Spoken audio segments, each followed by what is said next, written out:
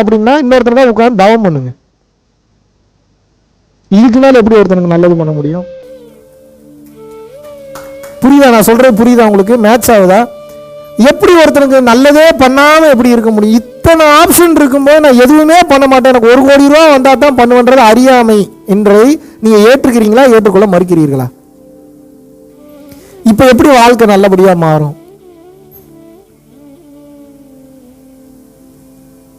முதல் விஷயம் என்ன? கருணை. கடைசியான விஷயம் என்ன? அதுவும் கருணை தான்.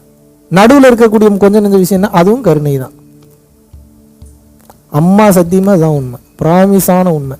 நீங்கள் கருணை நெறிக்கு வரும் வரையில் இன்னும் 100 ஜென்மம் எடுத்தாலும் வாய்ப்பே. தாயுமானவர் போன்ற உயர்ந்த நிலை ஞானிகளே தவத்தில் உச்ச நிலைக்கு போனாலும் இன்னும் உயர்ந்த கட்ட நிலையில மேலே இருக்குன்னு போய் தெரிஞ்சுக்கிட்டு மறுபடியும் மனித பிறவி வாண்டடாக எடுத்து வந்து ஜீவகாருண்ய ஒழுக்கத்தில் பரிசு எழுதி பாஸ் பண்ணி நல்லா கருணை காமிச்சு அப்புறம் அடுத்தடுத்த கட்டம் போறாங்க. தெரியுமா உங்களுக்கு? உயர்ந்த நிலை ஞானிகளே இதுதான் நிலைமை.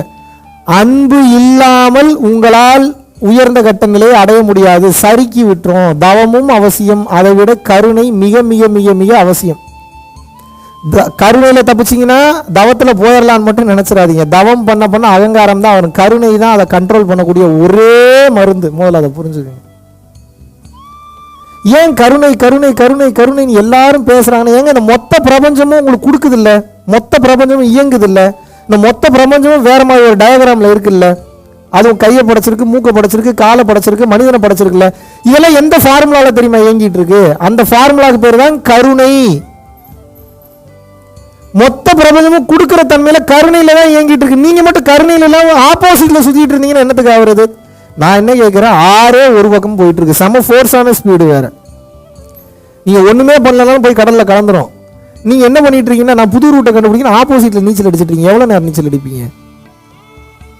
எவ்வளவு நேரம் நீச்சல் அடிப்பீங்க? மூச்சு இருக்கிற வரைக்கும் அடிப்பீங்க. மூச்சு போயிருச்சுட்டா புத்திசாலி என்ன பண்ணுவான்? ஆறு போற வேகத்திலேயே டிராவல் பண்ணிட்டு போவான். உள்ளேயும் மூழ்கிற மாட்டான். ரொம்ப டயர்டா இருக்குன்னா மேலே ஏறிவான். கரை ஏறி கொஞ்சம் சில் பண்ணிட்டு ரிலாக்ஸ் பண்ணிட்டு மறுபடியும் டிராவல் பண்ண ஆரம்பிப்பான். மறுபடியும் சில் பண்ணணும்னு ஆசைப்பட்டு ஐயோ ரொம்ப டயர்டா இருக்குன்னா மறுபடியும் மேலே ஏறி கொஞ்சம் சில் பண்ணிட்டு ரிலாக்ஸ் பண்ணிட்டு ஆக மொத்தம் அவனுக்கு நல்லா தெரியும், ஆற விட்டா நமக்கு வேற பொழப்பு இல்லை, 6 தான் கதி, 6 தான் எண்டு. அப்பப்போ ரிலாக்ஸ் பண்ணிட்டு மறுபடியும் உள்ள வந்துடணும்னு தெரியணும். இது எத்தனை பேருக்கு புரியுதுன்னு எனக்கு தெரியல. புரிஞ்சா உங்களுக்கு இந்த மேட்ரு? வாழ்க்கை உங்களை ஒரு வட்டம் நோக்கி, ஒரு பாதையை நோக்கி இழுத்து சென்று கொண்டே இருக்கிறது. நீங்கள் எதிர்நீச்சல் போட்டுக்கொண்டே இருக்கிறீர்கள். உங்களுக்கு எதிர்நீச்சல் போட்டீங்கன்னா எப்படி வாழ்க்கை சித்தியாகும், எப்படி திருப்தியாகும்? கருணை என்பதுதான் அந்த நதி. அந்த நதிக்கு பேரே புண்ணிய நதி, கருணை நதி.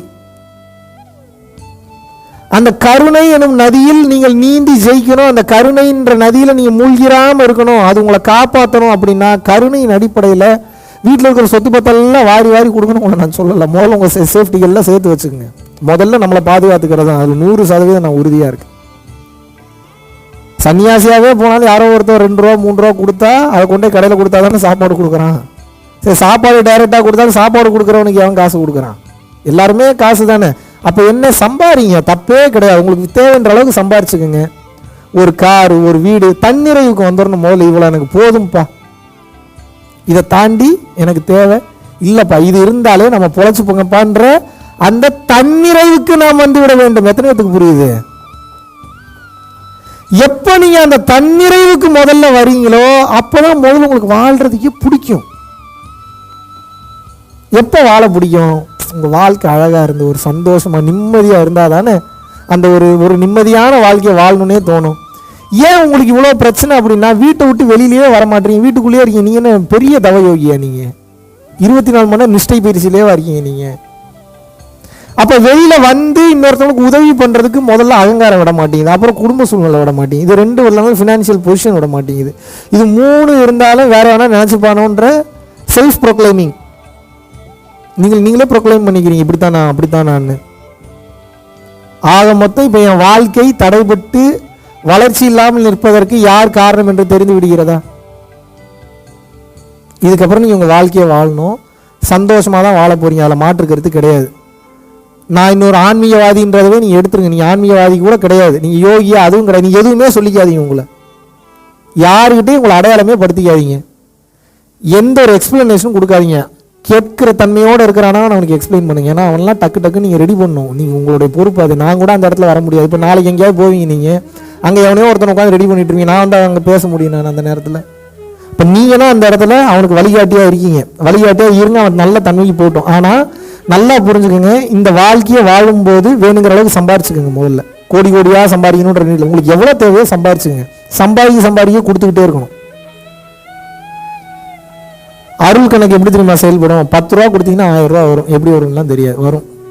எனக்கே தெரியாது எங்கேருந்து வருதுன்னு. இதனால சகட்டு மேனிக்கு கொடுத்துட்ருக்கேன். எப்படி சகட்டு மேனி என்னென்ன எங்கெங்கே கொடுத்துருக்கேன் எனக்கு அதுவே மறந்து போச்சு. 10,000 ரூபா எடுத்தேன்னா ஒரு நாள் அந்த 10,000 கையில் இருந்ததுன்னா பேரதிசயம். மகாவிஷ்ணு வெட்டி செலவு பண்ணல. போகிற இடத்துல எல்லாம் தேவையோடு ஒருத்தன் இருக்கான். என்ன பண்ணுவீங்க நீங்கள்? உங்களுக்கு ஆசை இருக்காதா? நீங்கள் எங்கேயாவது ஒரு வாட்ச்மேனாக வேலை பார்க்குறீங்க அப்படின்னா, யாராவது இன்றைக்கி நம்ம பிள்ளைக்கு சாப்பாட்டு செலவுக்கோ வீட்டு செலவுக்கோ ஒரு 500 ரூபா கொடுத்துட மாட்டாங்களான்னு வராதா? அப்போ அந்த 500 ரூபா டிப்ஸ் கொடுக்கும்போது அவனுக்கு என்ன ஃபீல் ஆகும்? அது நம்ம திமிர்த்தனத்தை காட்ட கொடுக்கறது வேற. மனநிலை ரெண்டுத்துலையுமே டிஃப்ரென்ஸ் இருக்குது. என்னை நீ மதின்ற தன்மையில் கொடுக்கறது வேற, அந்த மனநிலையில் கொடுக்கக்கூடாது. இந்த உயிர் எவ்வளோ கஷ்டப்படுது, இதுக்கு ஒரு 500 ரூபா இருந்தால் எவ்வளோ பயன்படும் நீங்கள் கொடுத்து பாருங்க. அவன் கண்ணில் தண்ணி வந்துடும் 5 நிமிஷத்தில். அவன் அப்புறம் மதிக்காமல் போகிறான், அதை விடுங்க, நம்ம அதுக்குள்ளேயே போக வேணாம். நீங்கள் யார்? கொடுக்குறதோட என் வேலை முடிஞ்சு. 10,000 ரூபா எடுத்து ஒரு நாள் கூட நிற்க மாட்டீங்கன்னா நம்மளுடைய தன்மை எப்படி இருக்குன்னு அப்போ பார்த்துங்க. நீங்கள் இந்த அளவு கூட உங்களை நான் பண்ணுங்கன்னு சொல்ல. ஏன்னா மக்கள்கிட்ட இருந்து வாங்கி நான் மக்கள்கிட்டயே கொடுக்குறேன். அது எப்படியாவது போய் சேர்ந்துடும். எப்படி இத்தனை பேர் நல்லா இருக்கிறான்னு நினைக்கிறீங்க? நம்மகிட்ட ஒரு பயிற்சி வாங்கும்போது அவங்க எப்படி இவ்வளோ ஹாப்பியாக இருக்காங்க?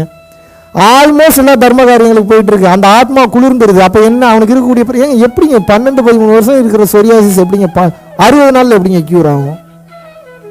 பெரிய பெரிய சித்த வைத்தியர்களுக்கு மருந்து கொடுத்தே சரியாக மாட்டேங்குது. 12 வருஷம் இருக்கிற சொரியாசிஸ் 60 நாளில் க்யூர் ஆகுமா? உங்களுக்கு சொரியாசிஸ்க்கு மருந்தே கிடையாது. முதல்ல அல்ல போகுது. அது தெரியுமா உங்களுக்கு? தர்மத்தில் அந்த பணத்தை நாம் செலவிடும் போது கர்மா கழிஞ்சு, அது வர்ற பிரச்சனையே கர்மானால தான் வருது.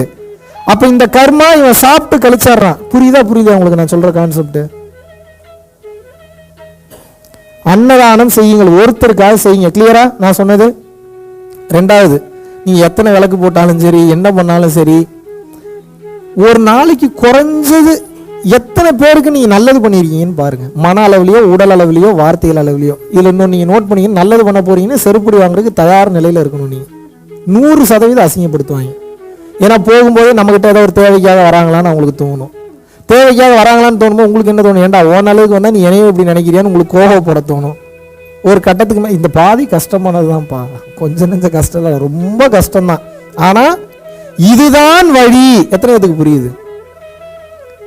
இந்த வழியில போனீங்கன்னா தான் தப்பிக்க முடியும். போன ஜென்மத்தில் இப்படியே ஒருத்தர் உட்காந்து கதறிட்டு இருந்திருப்பான், கேட்டிருக்க மாட்டீங்க.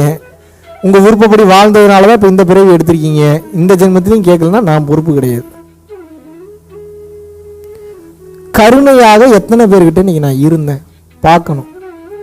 அன்பா 4 வார்த்தை பேசுறமோ இல்லை வீட்டில இருந்து ஆரம்பிங்க. நீங்க ஏன் பிரச்சனைனா வீட்டில் தான் அதிக நேரம் செலவிடுறீங்க. நீங்கள் வீட்டில் தான் உங்களுடைய தேவை அதிகமாகுது. ஏன்னா கடமையை எடுத்துட்டீங்க, நீங்கள் பொறுப்பு எடுத்துட்டீங்க. பொறுப்பு எடுக்காமல் புத்திசாலித்தனமாக திங்க் பண்ணி என் குருநாதர் மாதிரி ஒருத்தர் இருந்தாருன்னா டெக்னிக்காக முடிவு எடுக்க சொல்லி கொடுப்பாரு. ஆனால் உங்களுக்கு அப்படி யாரும் இல்லாதனால என்ன பண்ணுறது? லாக் ஆகிட்டீங்க. உள்ளே போய் லாக் ஆகிட்டீங்கன்னா என்ன பண்ணணும்? பொறுமையாக தான் எந்திரிச்சு வெளியில் வந்தாங்க. அப்போ என்ன, முதல்ல அவங்களுக்கு அந்த பக்குவத்தை கொடுக்கணும். நீங்கள் ஞான நிலையில் இருக்கீங்க, சரி, உங்கள் பொண்டாட்டியோ புருஷனும் அந்த ஞான நிலையில் இல்லையே. அப்போ என்ன, அவங்களுக்கு வலிக்க தானே செய்யும். அப்போ முதல்ல அவங்களுக்கு அந்த ஞானத்தை கொடுங்க. அவங்களுக்கு அந்த ஞானத்தை கொடுத்தீங்கன்னா தானே ஏற்றுக்கிற மனப்பக்குவமே வரும். எனக்கு ஞானம் வந்துருச்சு, எனக்கு தெளிவு வந்துருச்சுக்கா, நீ அப்படியே செயல்படணும்னா எப்படிங்க? அது போங்கு தானே, எப்படிங்க மேட்ச் ஆகும் ஃப்ரீக்குவன்சி? எனக்கு தெரிஞ்சிருச்சு, எனக்கு புரிஞ்சிருச்சுன்றதுக்கா நீயும் எல்லாத்தையும் தெரிஞ்சுக்கணும் புரிஞ்சுக்கணுன்ற அவசியமே கிடையாது. அப்படியேதான் அவசியம் இருக்கா? அப்படியேதான் அவசியம் இருக்கா? அப்போ என்னன்னா முதல்ல அவங்களுக்கு புரிய வைங்க. அப்படி புரிய வைக்கலன்னா ஏன் கல்யாணம் பண்ணிக்கிறீங்க? உங்க வேலையா எடுத்து நீங்க கல்யாணம் பண்ணிட்டீங்கன்னா வேற ஆப்ஷனே இல்லை. அவங்களை புரிய வைக்கிறதே தான் உங்க வாழ்க்கை. அம்மா சத்தியமா உண்மை இல்லைன்னா நிம்மதியா வாழ. ஏங்க ரோட்ல ஒருத்தன் கத்திக்கிட்டே இருக்கிறான்னா கடந்து வந்துடுவீங்க, வீட்டில் ஒருத்தி கத்திக்கிட்டே இருக்கிறான்னா எப்படி கடந்து போவீங்க? எப்படி 2-3 ரூம்ல ஏதோ ஒரு ரூம்குள்ள போய் தான் ஆகணும். ஆமாவா இல்லையா? அவங்க தான் சமைச்சு கொடுத்தாகணும். சமைக்கும் போது எப்படி ஹெல்த்தியான ஃபுட்டா இருக்கும்? அப்ப என்னன்னா நல்லா புரிஞ்சுக்கோங்க, இந்த பிரேக்குக்கு போகும்போது நீங்க திங்க் பண்ணிட்டு போயிட்டே இருக்கணும். எந்த வகையிலெல்லாம் இதுக்கப்புறம் என் குடும்பத்தை நான் சந்தோஷமா வச்சுக்க போறேன்றதை நீங்க திங்க் பண்ணணும். வேற வழியே இல்லை, நடிக்கணும். புது பொண்டாட்டியாவே பார்க்கணும், புதுசு புதுசாகவே பேசணும். உன் கண்ணு மாதிரி பார்த்ததே இல்லை சொல்லி தான் ஆகணும். ஏன்னா அந்த மைண்ட் அதைத்தான் விரும்புது. மனம் என்பவனே சுகவாசின்னு சொல்லிட்டேன். வேற என்ன, கண்ணு என்னடி இவ்வளோ கேவலமா இருக்குன்னு அந்த மனம் விரும்புமா? அது ஏன் இதை உனக்கு கல்யாணம் பண்ணிக்குமோ தெரியலையான்னு கேட்பாங்கப்பா. அப்போ என்ன ஆன்சர் பண்ணுவீங்க நீங்கள்? 60-70 வயசு ஆனாலும் கண்ணை வர்ணிக்கணும்னு ஏங்குவாங்க. பல பாட்டிமார்களை நான் பார்த்துருக்கேன், இதை டெஸ்ட் பண்ணியும் பார்த்துருக்கேன். நான் முதல்ல அதை புரிஞ்சுக்கோங்க. கற்றுப்பீங்க. சைக்கிள் ஓட்டுறது எப்படின்னு கற்றுக்கிட்டீங்கன்னா சைக்கிள் ஓட்டுறது மட்டும்தான் கற்றுப்பீங்க. கார் ஓட்டுறது எப்படின்னு தெரியாது உங்களுக்கு சைக்கிள் ஓட்டுனீங்கன்னா. ஆனால் இந்த படிப்பு பாருங்க, எது ஒன்றை பற்றி படித்து விட்டால் அனைத்தை பற்றிய புரிதலும் ஞானமும் வந்து விடுமோ அதுதானே உலகத்திலே மிக சிறந்த படிப்பு, அதான பெரிய படிப்பு. திருச்சிற்றம்பல கல்விங்கிறார் இதை வள்ளலார். ஏன் திருச்சிற்றம்பல கல்விங்கிறார்? எல்லாமே அணுக்களின் சேர்க்கை அப்படின்னா, அப்போ அணுக்களை பற்றி படிச்சுட்டா நீங்கள் யாருன்னு தெரிஞ்சிடும், நான் யாருன்னு தெரிஞ்சிடும், பக்கத்து வீட்டுக்காரன் யாருன்னு தெரிஞ்சிடும், பில்கேட்ஸ் யாருன்றது தெரிஞ்சிடும், ஜோ பைடன் யாருன்றது தெரிஞ்சிடும். வேற யாரை பற்றி தெரிஞ்சுக்கணும்? விளாடிமிர் புதினை பற்றி தெரிஞ்சுக்கணுமா? உக்ரைன் அதிபரை பற்றி, செலன்ஸ்கியை பற்றி தெரிஞ்சுக்கணுமா? ஏன்? பேருக்கு தாங்க வேற வேற. மனம் எப்படி செயல்படுதுன்னு தெரிஞ்சுன்னா அவன் யாருன்றது தெரிஞ்சிடும். இப்போ புரியுதா எப்படி வந்து மைண்ட் மாஸ்டர்ஸ் வந்து மைண்ட் எப்படி ரீட் பண்ணுறாங்கன்றது தெரியுதா உங்களுக்கு? உங்கள் கண் பார்வையில் வச்சு நீங்கள் என்ன மனநிலையில் இருக்கீங்கன்றது ஜட்ஜ் பண்ண முடியும். ஜட்ஜ் இல்லை, கன்ஃபார்மே பண்ண முடியும் 100%. நீங்கள் இந்த மனநிலையில் தான் வந்திருக்கீங்க. உங்கள் மூச்சோட வேகம், உங்களோட மூச்சு காற்றோட இந்த வேகம், அந்த டிராவலை பொறுத்து நீங்கள் எந்த தன்மையில் இருக்கீங்கன்றதை என்னால் கண்டுபிடிக்க முடியும். என்னால் மட்டும் இல்லை, ஆல்மோஸ்ட் நல்ல பயிற்சி நிலையில் இருக்கிற யார் வேணாலும் கண்டுபிடிக்கலாம். ஒரு கட்டத்துக்கு மேலே அவன் எங்கே உட்காந்துருந்தாலும் அவன் என்ன பண்ணுறான்றது கண்ணை முன்னா விஷுவலாக ஓட ஆரம்பிச்சிடும். விளையாட்டு காரியம் கிடையாது. நான் பொய் சொல்ல, எனக்கு பொய் சொல்லி 10 பைசா பிரயோஜனம் இல்லை. உங்களுக்கு மனித வெடி உண்டா மாற்றி எனக்கு ஒரு பிரயோஜனமும் கிடையாது. முதல்ல இருக்கிற மனிதனுடைய பொட்டன்ஷியல் என்னன்றதை தெரியாமே வளர்ந்துட்டு இருக்கீங்க. தயவு செய்து நன்றாக புரிந்து கொள்ளுங்கள். இங்கே எல்லாமே எனர்ஜி தான். அப்போ அணுக்களின் சேர்க்கை ஒத்துக்கலாமா? ஒன்று உடன்படுங்க, இல்லை மறுங்க. ஆமாவா இல்லையா? ஓகே. இப்போ நான் என்ன கேட்குறேன்னா, செவ்வாய் கிரகத்துலையும் அதே அணுக்களின் சேர்க்கை தான். கல்லா இருக்கு, மண்ணா இருக்கு, பெட்ரோலா இருக்கு, டீசலா இருக்கு. ப்ளூட்டோலையும் ப்ளூட்டோ இருக்கோ இல்லையா, இருக்குதுன்னே வச்சுப்போமே. அங்கே ஏதாவது இருந்தால் கூட அதே அணுக்களின் சேர்க்கை தான். புதன், வெள்ளி, பூமி, செவ்வாய், வியாழன், சனி, யுரேனஸ், நெப்டியூன், ப்ளூட்டோ எது எடுத்தீங்கன்னாலும் அணுக்களின் சேர்க்கை தான். Yes or no? நம்ம எந்த குடும்பத்தில் இருக்கோம்? பால்வழி அண்டத்தில் இருக்கோம். சூரிய குடும்பம்னு சொல்லுவாங்க. தெரியுமா தெரியாதா உங்களுக்கு? சூரியன் வந்து மெயினான ஸ்டார் ஆச்சு. அது ஒரு ஸ்டார் தான். அதை சுற்றி 9 கோள்கள் உங்களுக்கு தெரியுது. இவனுக்கு கண்டுபிடிச்சிருக்காங்க. தெரியாமல் எத்தனை கோள்கள் இருக்கும்? எனக்கு ஒரு விஷயம் தெரியலன்றக்கா இல்லைன்னு எப்படி சொல்ல முடியும்? அமேசான் காட்டில் இப்போ கூட ஒரு மரம் கீழே வந்திருக்கும், எனக்கு உட்கார்ந்ததுனால தெரியல. அப்போ அது அமேசான் காட்டில் 67,000 பரப்பளவில் 36வது ஏக்கரில் இருக்கக்கூடிய 42வது மரத்தில் இருக்கக்கூடிய மேல் கிழக்க உடஞ்சி கீழே விழுந்துருச்சுன்ற விஷயம் எனக்கு இங்கே உட்கார்ந்த இடத்துல தெரியலன்னா உடஞ்சி விழுந்தது உண்மை இல்லைன்னு எப்படி சொல்லுவீங்க? அப்போ ஞானத்தை அடைவதற்கு வழி என்ன? முதல்ல ஒத்துக்கணும் எனக்கு தெரியாதுன்னு. உங்களுக்கு பிரச்சனையே அதுதான். உங்களுக்கு எதை கேட்டாலும் தெரியும் தான் சொல்லுவீங்க நீங்கள். இப்போ என்ன, எப்பொருள் யார் யார் வாய் கேட்பினும் அப்பொருள் மெய்ப்பொருள் காண்பது அறிவு. யார் எதை சொல்ல கேட்டாலும் அவங்க அந்த பொருளோட தன்மை ஆராயணும்னு திருவள்ளுவர் சொல்லியிருக்கிறாரு. இது திருக்குறள்னு தெரியுமா தெரியாதா உங்களுக்கு? சரியா ஃபாலோ பண்ணல? உங்களை நான் திட்டல பிரதர். உங்களோட மனதை நீங்கள் எப்போ கேள்வி கேட்குறீங்களோ அப்போதான் உண்மை தன்மைக்குள்ளே போக முடியும். நல்லா புரிஞ்சுக்குங்க. உங்களை வந்து ட்விஸ்ட் பண்ணி உங்களை திட்டி 10 பைசாக்கு எனக்கு பிரயோஜனம் இல்லை. ஆனால் எப்போ தெரியுமா ஒருத்தன் ஞானத்தன்மை அடைவான்? புத்தருக்கு எப்போ தெரியுமா ஞானம் கிடைச்சது? பயிற்சி பண்ணார், அதை பண்ணார், இதை பண்ணார், சித்திகள்லாம் வந்தது, என்னென்னமோ பவர்ஸ்லாம் வந்தது. இன்னும் அவர் நினைச்சது அடையலை. எதுவுமே பண்ண முடியலன்னு சொல்லி போதி மரத்தில் உட்காந்து கதற ஆரம்பிச்சிட்டார், அழுக ஆரம்பிச்சிட்டார். எப்போ அவரோட இயலாமையை ஒத்துக்கொண்டு ஏற்றுக்கொண்டு கதறி அழுதாரோ அப்போதான் அவருக்கு ஞானம் கிடைச்சது. தெரியுமா உங்களுக்கு? ரமண மகரிஷிக்கு எப்போ ஞானம் கிடைச்சது?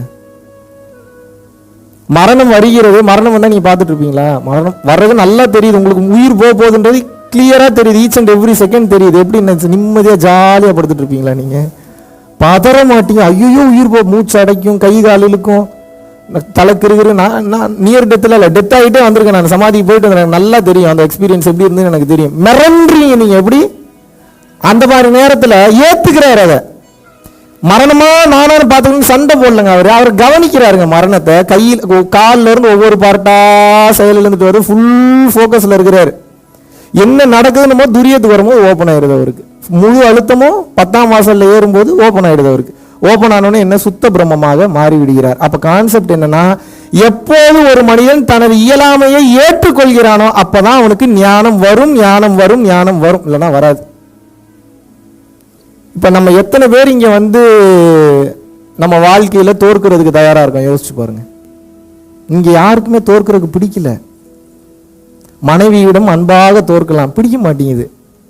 தோக்கலாம் தம்பி, பின்னாடியே அதிகமா சண்டை போறாள், என்ன பண்றதுன்ற கேள்வி உங்களை தோக்க விடாமே தடுக்குது. ஆமாவா இல்லையா?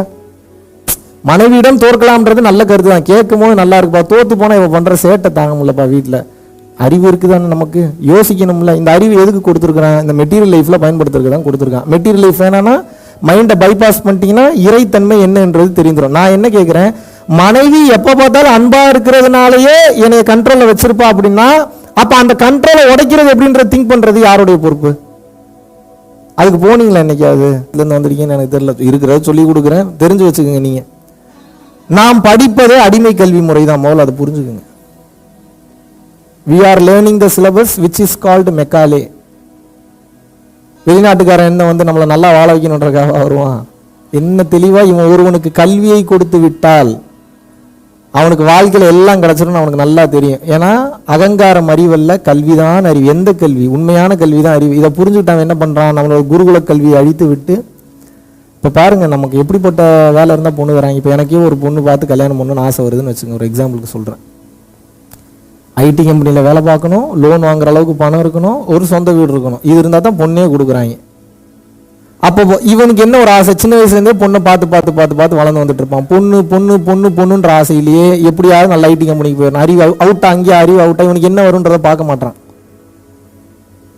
ஐடி கம்பெனியில் சேர்ந்ததுக்கப்புறம் ஒரு கிரெடிட் கார்டை வாங்குறது, அப்புறம் லோன் வாங்குறது, அப்புறம் வீடு வாங்குறது, எல்லாம் வாங்கிடும். எப்படி கட்டுறதுன்னு தெரியாது. சரி, அப்படியே இவனுக்கு வருமானம் கட்டுற அளவுக்கு வருதுன்னே வச்சுப்போமே, நிம்மதியாக சுத்த முடியாது. மனைவியோட டார்ச்சர் ஜாஸ்தியாடு. ஆரம்பத்துலலாம் நிறைய கொடுத்தா இப்போ ஒன்றுமே கொடுக்க மாட்டியே, என்ன பண்ணுறது? இந்த மாதிரியான கேள்விகள் வரும். எத்தனை சமாளிக்கிறான் பாருங்க. அப்போ என்னன்னா, வாழ்க்கை ஒவ்வொரு செகண்ட் ஏகப்பட்ட பிரச்சனைகளை வச்சுட்டு இருக்கு நமக்கு. புரியுதா நான் சொல்றது? ஒவ்வொரு செகண்ட் ஏகப்பட்ட பிரச்சனைகள் இருக்குங்க. இந்த ஒவ்வொரு செகண்டுக்கு பித்தாகரஸ் தேற்றம் உங்களுக்கு பயன்பட்டுச்சா? a + b whole square is equal to a square + b square - 2ab எத்தனை இடத்துல பயன்படுத்தினீங்க?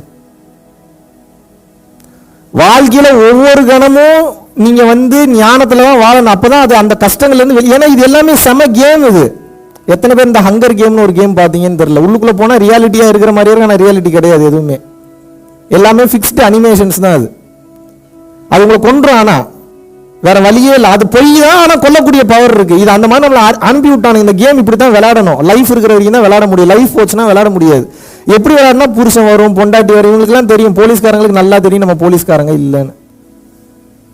அப்ப என்ன, எல்லாமே ஒரு கேம் தான். இங்க நம்ம வந்து நம்ம எடுத்துருக்க அப்பா கிட்ட மகனா நடிக்கிறீங்க, பொண்டாட்டி கிட்ட புருஷனா நடிக்கிறீங்க, குழந்தைங்க கிட்ட அப்பாவா நடிக்கிறீங்க, வேற எப்படிலாம் நடிக்கிறீங்க, ஒரு டீச்சர் கிட்ட நல்ல மாணவனா நடிக்கிறீங்க. எத்தனை வேடங்கள் போடுறீங்க. ஆனா உங்களுக்கு பிரச்சனை என்னன்னா, அந்த வேடம் தான் மிக சிறந்தது நான் உண்மை நினைச்சு வாழ ஆரம்பிச்சிருக்கீங்க. வலிக்குது உங்களுக்கு எல்லாமே. நான் சொல்றதா புரியுதா? கிளியரா இருக்குல்ல ஓரளவுக்கு? உங்களுக்கு என்ன மிகப்பெரிய பிரச்சனை அப்படின்னா, யாரும் உங்களை நீங்க லாஸ் பண்றதுக்கு தயாராகவே இருக்க மாட்டீங்கப்பா. அதான்ப்பா பிரச்சனை உங்களுக்கு. எவன் ஒருவன் தன்னை இழக்க தயாராகி விடுகிறானோ உலகில் உள்ள அனைத்தும் அவனை தேடி ஓடி வந்து விடும். தான் ஃபார்முலா. ஆனா நீங்க உங்களை இழக்கவே மாட்டீங்க. வேணும் வேணும் வேணும் வேணும்னு ஓடும்போது ஹிடன் ரியாலிட்டியில் இருக்கக்கூடிய கல்லு, மணல், வீடு, சிங்கிள், செமெண்ட், இது எல்லாமே உங்களை நோக்கி வரும். ஆனா கிராஸ் ஆகி போயிடும். நீங்க வேணும்னு ஓடினீங்கன்னா கிடைக்காதுங்க உங்களுக்கு. அர்ஜில் எப்படி கிடைக்கும்? ஒரு வேகத்துல படபடப்புல ஒரு விஷயம் வேணும் வேணும் வேணும் வேணும்னு ஓடினீங்கன்னா எப்படி கிடைக்கும்? பின்னாடியே நோயும் சேர்ந்து கிடைக்கும். இன்டர்நெட் இல்லாத போனை வச்சு என்ன பண்ண போறீங்க? என்ன பண்ண போறீங்க? ஏதாவது யூஸருக்கு கால்குலேட்டர் அமுத்தலாம், உட்காந்து கான்டாக்ட் ஸ்டோர் பண்ணலாம், ஃபோன் பேசலாம். சரி, ஓகே. சிம் கார்டு இன்டர்நெட் இல்லாத ஃபோனை வச்சு என்ன பண்ண போறீங்க? குழந்தைகிட்ட இருக்கிற ஃபோனும் அந்த ஃபோனும் ஒண்ணுதான். அதுபோல தான் இந்த வாழ்க்கையை எப்படி வாழ்றதுன்ற உண்மையை தெரிந்து கொள்ளவில்லை என்றால் மிகப்பெரிய பிரச்சனைகளில் நீங்கள் சிக்கிக் கொள்வீர்கள். இதை மூலம் புரிஞ்சுக்கணும். நாம் கற்ற கல்வி வீணானது. வீணானதுன்னா என்ன? நம்ம வாழ்க்கைக்கு வீணானது. நான் 10வது தான் படிச்சிருக்கேன், என் பெருமையை பேசுறதுக்கு பேசுறேன், நல்லா புரிஞ்சுக்க. ஆனால் இன்னைக்கு சப் கலெக்டர்லேருந்து, ஐஜியிலேருந்து, டிஐஜிலேருந்து ஏன் என் முன்னாடி வந்து கேட்குறாங்க, மகாவிஷ்ணு ஞானம் அடைஞ்சது? எனக்கே தெரியல நான் ஞானம் அடைஞ்சேனான்றது. ஏதோ வருது பேசிக்கிட்டு இருக்கேன், அவ்வளோதான். இதுக்கு எக்ஸ்பிளனேஷன்லாம் கேட்காதீங்க. ஆனால் நம்ம ஒரு பாதையை காட்டும் போது எனக்கு நிம்மதியாக இருக்குது தம்பி, எனக்கு ஜாலியாக இருக்குது தம்பி, சந்தோஷமாக இருக்குது தம்பி. பெரிய பெரிய ஆளுங்க மோனோபோலிஸ்லாம் சொல்லாத விஷயத்தை இவ்வளோ ஓப்பனாக ஒரு லேடியெலாம் வந்துருந்தாங்க பெங்களூர்லேருந்து. ஒரு மிகப்பெரிய குரு அவர் பெங்களூரில், பேர்லாம் சொல்ல விரும்பல. 20 வருஷமாக அவர் சொல்லிக் கொடுக்காத விஷயத்த 2 நாளில் எப்படி தம்பி உங்களால் சொல்லிக் கொடுக்க முடியுது? How is it possible? ஒரு நாள்லேயே என்னால் சொல்லித்தர முடியும், 1 மணி நேரத்துலையும் சொல்லித்தர முடியும்.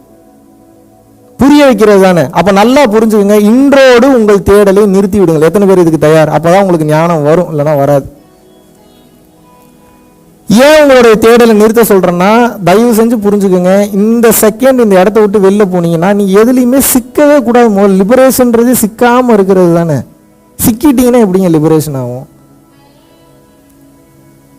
நீ வீட்டை விட்டு வெளியில போறீங்கன்னாவே எங்க இருக்கீங்கன்னு ஃபோன் வந்தா எப்படி லிபரேஷன் ஆகும்? என்ன பண்றீங்க? எதுக்கு அந்த கேள்விக்கு பதில் சொல்லலாம். எப்படிப்பட்ட கேள்வி? ஆக்கப்பூர்வமான கேள்விகளுக்கு, அறிவுபூர்வமான கேள்விகளுக்கு, ஞானம் சம்பந்தப்பட்ட கேள்விகளுக்கு நீ எத்தனை கேள்வி வேணாலும் கேள்வி, விடிய விடிய கூட உட்காந்து நான் பதில் சொல்றேன், அது வேற மேட்ரு. நீ எப்படிப்பட்ட கேள்வி கேட்குற? எதுக்கு இங்கே வந்திருக்கீங்க, எதுக்கு அங்கே போயிருக்கீங்க, எதுக்கு தூங்குறீங்க? புருஷனையும் சொல்றேன், பொண்டாட்டியும் சொல்றேன், பாய் ஃப்ரெண்டையும் சொல்றேன், கேர்ள் ஃப்ரெண்டையும் சொல்றேன். சார் இதுதான் இப்படி இருக்கான்னு பார்த்தா ஃப்ரெண்ட்ஷிப்ல இதுக்கு மேல மோசம். என்னடா நண்பா நேற்று பேசுன இன்னைக்கு பேசவே மாட்டேறேன்ல, அவ்வளோ பெரிய ஆளாகி போயிட்டே டேய். அப்ப என்ன, இங்க உலகத்தில் இருக்கிற யாருக்குமே உங்கள் மனம் ரெக்க கட்டி பறக்கிறது பிடிக்கவில்லை. ஏன்? அவனுக்கே எப்படி வாழ்றதுன்னு தெரியல. புரியுதா நான் சொல்றது? இந்த கல்வியை நீங்கள் கற்றுக்கொள்ளும் வரை உங்களால் வாழ்வில் எந்த ஒரு விஷயத்தையும் அச்சீவ் பண்ணவே முடியாது. ஏன்? உங்களுக்கு இந்த வாழ்க்கை என்னன்னே தெரியாம எப்படிங்க வாழ்வீங்க? என்னங்க கொடுமையா இருக்கு. ஒரு சூப்பரான பூமி டிசைனா இருக்கு. சரி, பூமிக்குள்ள இருக்கமா பூமிக்கு மேல இருக்கமா சொல்லுங்க? எல்லா முக்காவாசி பேர் இத்தனை வருஷமா பூமிக்குள்ளதான் இருக்கிறோம் நினைச்சிட்டு இருக்கிறாங்க. இதை விட கொடுமை என்ன இருக்கு? இதுக்கே திங்கிங் போல. பூமிக்குள்ளதான் இருக்கிறோம் நினைச்சிருக்கேன். ஆனா ஆல்ரெடி அது ஒரு வெட்ட வெளியில தான் இருக்கும், அதுலதான் பறந்துட்டு இருக்கு இந்த பூமின்றது. சயின்ஸ் படியே பேசுவோமே. இப்ப சொல்லுங்க, பூமிக்கு மேல தானே இருக்கும்.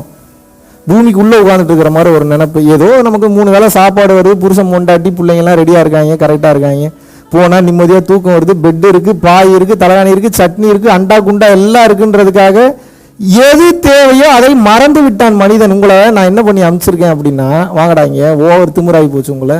நீ என்ன பண்றீங்க? ஆளாளுக்கு ஒரு காஸ்டியூமை மாட்டுங்க, பூமின்ற ஒரு இடத்துக்கு அனுப்புறோம், போ நீ போய் நல்லா உனக்கு வேலை இதுதான், உன் வேலையெல்லாம் முடிச்சோன்னே மறுபடியும் என்கிட்ட வந்து சேர்ந்து அனுப்பிச்சிட்டா. நீ இங்கேயே சுற்றிட்டு இருக்கீங்க. ஊர் நல்லா இருக்கு, டிசைனாக இருக்கு, அது சூப்பராக இருக்கு, இது சூப்பராக இருக்கு. உங்களை நான் எங்கே அனுப்பிச்சேன்? சென்னைக்கு போனால் சென்னைக்குள்ள போனோம், இடையில ஏன் இறங்குனீங்க? நான் கேட்கல, கேட்க சொல்றாங்க, கேட்குறேன். உங்களை நான் எங்கே அனுப்பிச்சேன்? சென்னைக்கு போ என்பது தானே உத்தரவு.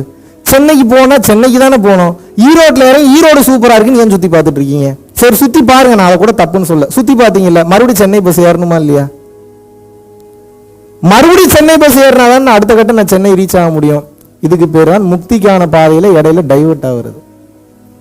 மனிதன் ஒவ்வொரு, அது எப்படிங்க? கண்ணு கரெக்டா வருது, மூக்கு கரெக்டா வருது, இன்டர் கோர்ஸ் மட்டும்தான் நம்ம பண்றோம். ஒரு புள்ள கரெக்டா மூக்கு இத்தனை சென்டிமீட்டர் இருக்கணும், நாக்கு இத்தனை சென்டிமீட்டர் இருக்கும், அவன் எங்க அப்பனை மாதிரியே இருக்கணும், எங்க அம்மா மாதிரியே இருக்கணும். யார் டிசைன் பண்றது? நீங்களா டிசைன் பண்றீங்க. 10 மாசத்துல இந்த நொடியில வெளியில வர நீங்களா டிசைட் பண்றீங்க. உங்க பிள்ளைக்கு இந்த நேரத்தில் இத்தனை செகண்ட் இத்தனை மூச்சு மேலே போகணும் கீழே வரும் நீங்களா டிசைட் பண்றீங்க. எதுவுமே நீங்க டிசைட் பண்றல. ஆனா எல்லாம் நான் தான் பண்ணுன்ற அகங்காரம் மட்டும். அகங்காரம்னா என்ன? திமிருத்தனம் இல்லை, அது புதக்கோர். அதை விட்டு நான் அதை பேசவே இல்லை. நான் அப்படின்ற வார்த்தையை வச்சு எதை நீங்க யூஸ் பண்ணீங்கனாலும் அதுக்கு கர்ம வினை என்பது பதிவாகும். உங்களுக்கு எழுதி வச்சுக்கோங்க. கர்ம வினை என்ற ஒன்று பதிவானால் அதுக்கு நீங்க பதில் சொல்லி தான் ஆகணும். இதையும் எழுதி வச்சுக்கோங்க. இது எப்படி சொல்லலாம்னா, கனியன் பூங்குன்றனா டீசெண்டா சொல்லிட்டார். தீதும் நன்றும் அப்படின்னா என்ன? தீதும் நன்றும் பிறர் தர வரனா நல்லதும் கெட்டதும் இன்னொருத்தன் சொல்லி செஞ்சு வர்றதில்லப்பா. அது உனக்கு நீயே மண்ணை வாரி உன் தலையில கொட்டிக்கிறது. நீ நல்லது செஞ்சா உனக்கு நல்லது வரும், நீ கெட்டது செஞ்சா உனக்கு கெட்டது வரும். இது எப்படி சொல்றாரு நியூட்டன்ஸ் தேர்ட் லால? என்ன ஒவ்வொன்றையும் உங்களுக்கு சயின்டிஃபிக்காக தான் எக்ஸ்பிளைன் பண்ண வேண்டியதா இருக்கு. நியூட்டனின் 3ஆம் இயக்க விதியில நியூட்டன் என்ன சொல்றாருன்னா, சர் ஐசக் நியூட்டன் அவருக்கு பேர், ஈர்ப்பு விதியை கண்டுபிடிச்சவர். 3ஆம் விதி என்ன விதி சொல்றாருன்னா, இந்த பூமி இயங்கக்கூடிய செயல்பாடுகளை கண்டுபிடிச்சு, ஓ இது இப்படிதான் இயங்குது இப்பதான் சொல்றாங்க. நம்மளும் என்னைக்கோ சொல்லிட்டாங்க, திருமூலர், வள்ளலாறு, அதுக்கு முன்னாடி இருந்த அகத்தியர், போகர், புலிப்பாணி, ஆனா நம்ம ஆளுங்களுக்கு அதெல்லாம் பெருசா தெரியவே தெரியாது. இவங்க சொன்னா தான் தெரியும். சரி, இவர் சொன்னதுவே பேசுவோமே. என்ன சொல்றாரு? ஒவ்வொரு வினைக்கும் அதற்கு சமமான எதிர்வினை உண்டு. அப்படின்னா என்ன? there is an equivalent reaction for each and every action. நீ எந்த வினையை செய்தாலும் அதற்குண்டான சமமான வினை என்பது அந்த ஜென்மத்திலையும் வரும், அதுக்கு அடுத்த ஜென்மத்திலையும் வரும். அதனால வினையில ரொம்ப கவனமா இருங்கன்றார். எத்தனை பேருக்கு புரியுது இந்த மேட்டர்? அப்ப இதை நீங்க நல்லா தெரிஞ்சுக்கணும், நல்லா புரிஞ்சுக்கணும். நாம் செயல் என்ற ஒன்றை செய்தால் அது வினை என்ற ஒன்றை ஏற்படுத்தும். இதுல கிளியரா இருக்கீங்களா? இல்லைன்னா சன்னியாசி மாதிரி காட்டுக்கு போயிடணும், எதுவுமே பண்ணாம அமைதியா உட்காந்துடணும். கர்மா எல்லாம் சுத்தி நிற்கும். ஆனால் அது உங்களால தொட முடியாது, ரூல் கிடையாது அதுக்கு. அது ஃபார்முலா அப்படிதான். நீ செயல் செஞ்ச அப்படின்னா நான் உன்னை பிடிச்சிப்பேன், நீ எனக்கு பதில் சொல்லி தான். செயல் செய்யலையோ நீ நான் ஃப்ரீயா விட்டுறேன். எத்தனை பேருக்கு புரியுது இந்த மேட்ரு? ஆனா இன்னைக்கு இருக்கக்கூடிய நிலைமைக்கு நம்ம காட்டுக்குள்ள போக முடியுமா? போய் உட்காந்து முதல்ல காடுன்னா என்னன்னே தெரியாது, அங்க இருக்கக்கூடிய விலங்குகளை எப்படி சமாளிக்கிறேன்னு தெரியாது. அங்கே இருக்கக்கூடிய தட்ப வெப்பத்தை எப்படி சமாளிக்கிறேன்னு தெரியாது. அப்போ நான் என்ன சொல்கிறேன்னா, நன்றாக புரிந்து கொள்ளுங்கள், தயவு செஞ்சு புரிஞ்சுக்கணும். செயல் செஞ்சால் வினை வருதுன்னு தெரிஞ்சு போச்சு. அப்போ வினை வராமல் எப்படி இந்த வாழ்க்கையை நான் வாழ்ந்து முடிக்கிறது? எத்தனை பேருக்கு இந்த கேள்வி இருக்கு? இங்கே தான் திருவள்ளுவர் அழகாக சொல்கிறார். தெய்வ புலவர், சாதாரண ஆள், அறம் பொருள் இன்பம் மூணுலேயும் மொத்தத்தையும் முடிச்சிட்டார். என்ன சொல்கிறாருன்னா, பிறவி பெருங்கடல் நீந்துவர் நீந்தார் இறைவனடி சேராதார் அப்படிங்கிறார். அப்படின்னா என்ன? பிறவி என்பது பெருங்கடல், இதை நாம் நீந்தித்தான் கடக்க வேண்டும். எனக்கு கடல் பெருசாக இருக்கு, எனக்கு நீச்சல் தெரியலன்னா நீ நின்றுக்கிட்டே இருக்க வேண்டியதான். மறுபடியும் இந்த பிறப்பு இறப்பு என்னும் சுழற்சியில் சிக்கிக் கொள்வாய். தயவு செஞ்சு நீந்த ஆரம்பி. நீ முக்திக்கு போல அதெல்லாம் இன்னையிலேருந்து நீந்த ஆரம்பிங்கிறார். ஒரு சில பேருக்கு இந்த ஜென்மத்திலையும் கிடைக்கும், ஒரு சில பேருக்கு அடுத்த ஜென்மங்களையும் கிடைக்கும், ஒரு சில பேர் அதுக்கு அடுத்த ஜென்மங்களையும். அதுக்காக நீங்கள் போகாமே இருப்பீங்களா? தப்பான ரூட்லேயே போயிட்டு இருப்பீங்களா நீங்கள்? சரி, அப்போ வினை இல்லாமல் எப்படி நான் செயலை செய்வது? செயல்னு செஞ்சாவே வினை பதிவாயிரும்ன்றீங்க. அப்போ மூச்சு விட்டாலும் வினை தான், நகத்தினாலும் வினை தான், டப்பாவை தூக்கி போட்டாலும் வினை தான், நல்லது செஞ்சாலும் வினை தான், கெட்டது செஞ்சாலும் வினை தான். நல்வினையும் தீவினை ரெண்டு சேரக்கூடாதுன்றார். ஏன்? ஆதிசங்கரர் என்ன சொல்றாரு? நான் புண்ணியம் நான் பாபம் அப்படிங்கிறார். அப்படின்னா என்ன? புண்ணியமும் ஜீரோவில் இருக்கணும், பாவமும் ஜீரோவில் இருக்கணும். ரெண்டு ஜீரோவில் இருந்தால் தான் முக்தி. அடுத்த பிறகு எப்படி ட்விஸ்ட் பாருங்க. என்ன இது என்ன விளையாட்டா? என்ன கடையில் கிடைக்கிற பொருளா அது முக்தி? இன்னைக்கு பயிற்சி பண்ணிட்டு நாளைக்கு எனக்கு ஒன்றுமே ஃபீல் ஆகலை தம்பின்னு கூப்பிட்டு என்கொயரி வேற. பல வருஷமா 60-70 வருஷம் உட்காந்துட்டு ஒன்றுமே ஃபீல் ஆக மாட்டேங்குது, என்ன நடக்குதுன்னே தெரிய மாட்டேங்குதுன்னா உங்களுக்கு தொட்டு உணர்த்தியும் காமிச்சிடும் ஒரு கட்டத்துக்கு மேலே. இதுதான்ப்பா இப்படித்தான்ப்பா இது இருக்குமா புரிஞ்சுக்குப்பான்னு. அதை ரெகுலராக பண்ணலன்னா ஆத்திரம் வருமா வராது எனக்கு? அவன் இது கிடைக்கிறதுக்கு 12 வருஷம் காஞ்சி விஸ்வநாத சாமியில் எத்தனை வருஷம் அதெல்லாம் சொன்னா இன்னைக்கு இந்த கலையை அவ்வளோ ஓப்பனாக சொல்லி கொடுக்கும்போது கேட்கறதுக்கு ஆள் இல்லை. அது ஆத்திரமா வருது. அது கேட்டாலும் ஃபாலோ பண்றதுக்கு ஆள் இல்லை. இருள் சேர் இருவினையும் சேரா இறைவன் பொருள் சேர் புகழ் புரிந்தார் மாட்டு. திருவள்ளுவர் சொல்றார். என்ன சொல்றாருன்னா, இருள் சேர். எந்த இருள்? சம்சார பந்தம். சம்சார பந்தம்னா சம்சாரம்னு நினைச்சுக்காதீங்க. இந்த வாழக்கூடிய வாழ்க்கையை சம்சார வாழ்க்கைன்னு சொல்லுவாங்க, துறவர வாழ்க்கை வேற. சம்சார பந்தத்தை இருள்னு மீன் பண்றாரு. இருள் சேர், ஏன்னா இது பிறவி பெருங்கடல் தானே, பிறந்து இறந்துட்டு இருக்கீங்களே. இருவினையும் சேரா. எந்த இருவினையும் சேரா? நல்வினை தீவினை ரெண்டும் சேரா அப்படிங்கிறார். சேராது. எப்ப சேராது? இறைவன் பொருள் சேர் புகழ் புரிந்தார் மாட்டு. அப்படின்னா என்ன? இருள் சேர் இருவினையும் சேரா. நல்வினை தீவினை ரெண்டுமே சேராரா ஒண்ணு. எப்படா சேராது? இறைவன் பொருள் சேர் புகழ் புரிந்தார். எல்லா செயலும் இறைவன் தான் செய்யறான், இறைவன் தான் செய்யறான், இறைவன் தான் செய்யறான். வாயில இருக்கக்கூடாது, உணர்வுல இருக்கும் போது நல்வினை தீவினை ரெண்டும் ஒண்ணு சேராது. புரியுதா நான் சொல்றது? அப்போ எப்படி செய்யணும்? இது சிவன் தான் பண்றாரு, இது சிவன் அப்படி சொல்லி செய்யறது கிடையாது. நீங்க வாயில சொல்லனாலும் உணர்வுல இருக்கணும். இது நமக்கு கிடையாது, இந்த பொருள் நம்மளுக்கு கிடையாது, உணர்வுல இருக்கணும். அது எப்போ வரும்? உண்மையை உணர்ந்தா தான் வரும். எப்போ உண்மையை உணரணும்? பிறப்பதற்குண்டான விந்தனு எனது கிடையாது. உங்களுதா விந்தனு? எப்படி உங்களுதாகும்? சுரோனிதம் உங்களுதா? பெண்கள் விடக்கூடிய சோனி பேசிக்கலி நம்மளுக்கு கிடையாது. சரி, அதை கடந்து வந்தா கண்ணு காது மூக்கு வாய் நாக்கு உடல் உறுப்புகள் ஏதாவது நம்மளுதா? நம்ம வச்சிருக்கிற காரு இது எல்லாமே அணுக்களின் சேர்க்கிறான். அப்ப எவனோ ஒருத்தன் கொடுக்குறான். அப்ப நம்ம இங்கே வாழ்ந்துட்டு இருக்கோம். எதுக்கு இதெல்லாம் பண்ணிட்டு இருக்கோம்னா, நம்மளை வச்சு இங்கே ஒரு கேம் ஒன்று ப்ளே பண்ணிட்டு இருக்காங்க. இதில் ஃபுல்ஃபில்மெண்ட் பண்ணுறதுக்கு ஆட்கள் தேவைப்படுது. அவங்களுக்கு அவனுக்கு விளையாடுற கேமுக்கு என்ன தேவைப்படுது? ஆள் தேவைப்படாது. நான் தான் கிடச்சேன்னு கேட்காங்க. அவ்வளோ சேட்டை பண்ணியிருக்கோம். சும்மாலாம் கொண்டு வந்தாலும் கோர்த்து விட மாட்டாங்க. புரியுதா உங்களுக்கு? இதில் தெளிச்சிடுறவன் தப்பிச்சிருவான், தெரியாதவன் மிதி வாங்குவான். எல்லா நேரத்துலையும் மிதி வாங்குவான். எப்படி அப்படின்னா, இப்போ ஒரு பெரிய பிரச்சனை ஒன்று வருது, ஒரு செகண்ட்ல என்னால் மனசளவுல இருந்து வெளியில் வந்துட முடியும். ஒரு செகண்ட்ல வெளியில் வர முடியும். வாண்டடா ஒருத்தனை வச்சு செய்யணும்னு நினைச்சிட்டேன்னா மனசுலேயே வச்சு அவனை திருத்துற வரைக்கும் வச்சு செய்வேன். அது வேற மேட்டர், அதை விட்டுருங்க. நான் நினைச்சா ஒரு செகண்ட்ல வெளியில் வரலாம். உங்களால ஒரு செகண்ட்ல வெளியில் வர முடியுதா? ஏன் வெளியே வர முடிய மாட்டேங்குது? அகங்காரம் தடுக்கும். ஒரு சின்ன எக்ஸாம்பிளுக்கு நடந்ததை நான் சொல்றேன். இப்போ ஒரு 2 நாள் முன்னாடி நடந்தது. இப்போ அந்த வீடியோ கூட போட்டிருந்தேன். எங்கேயாவது நம்மளை ஒருத்தன் அவுட் பண்ணிட்டான்னா கப் ஐஸ் நான் அவுட்டுன்னு ஏற்றுக்கணும்னு எத்தனை அந்த வீடியோ பார்த்தீங்களா? Very good. அது ஏற்றுக்க மாட்டீங்க. பிரச்சனையே அதுதான். நானும் என்னோட ஃப்ரெண்டும் ஒரு ஹோட்டலுக்கு போகிறோம், ஒரு தனியார் ஹோட்டலுக்கு போகிறோம். அங்கே பார்த்தீங்கன்னா ஒரு இம்பார்ட்டண்ட்டான மீட்டிங், அடுத்து கோயம்புத்தூரில் ஒரு ஃப்ரீ கிளாஸ் பண்ணுறக்காக டிஸ்கஷன் போயிட்டு இருக்கோம்.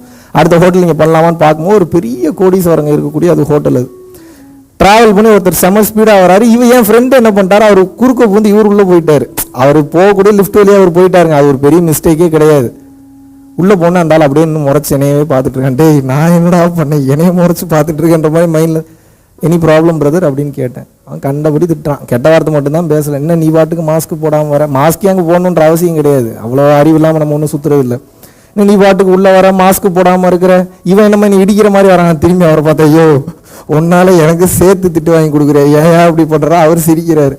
கடைசியில் 15 சாரி கேட்டேன். எத்தனை சாரி? கப் ஐஸ் யாரை விட்டு இந்த டைமு? நான் தான் அவுட்டு.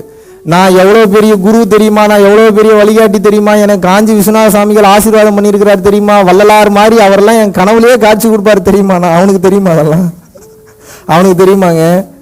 அவன் சொல்லுவான், அவன் சம்மந்தமே இல்லாமல் பேசுவான். அப்போ உண்மையான அறிவு ஞானம் என்பது என்னன்னா, உங்களுக்கு போட்டி இதெல்லாம் கேமாக விளையாடுவாங்க. அவன் எவனையாவது ஒரு ஆப்போசிட்டில், அவன் இதுக்கு முன்னாடி எவனோ ஒருத்தன் கூட போயிருக்கலாம், நான் போகும்போது ஏன் உள்ளுக்குள்ளே ஏறணும்? மனசை டக்குன்னு மேலே இருந்து நவகரங்கள் மாற்றி விட்டுக்கிட்டே இருக்கும். மாற்றி விடும் போது என்ன ஆகும் அப்படின்னா, அந்த மனசை தூண்டி விட்டு அந்த வார்த்தையை பேச வச்சிடும். அந்த வார்த்தையை பேசும்போது நான் திமிருத்தனமாக எதாவது பேசினா எனக்கு மார்க் கம்மி பண்ணுவானுங்க. நம்மலாம் we are earning the marks. என்ன பண்ணிட்டு இருக்கோம்? இது கேமாக பாருங்க. கேமாக பார்த்தீங்கன்னா வலிக்குமா? சீரியஸாக பார்த்தீங்கன்னா வலிக்கும்.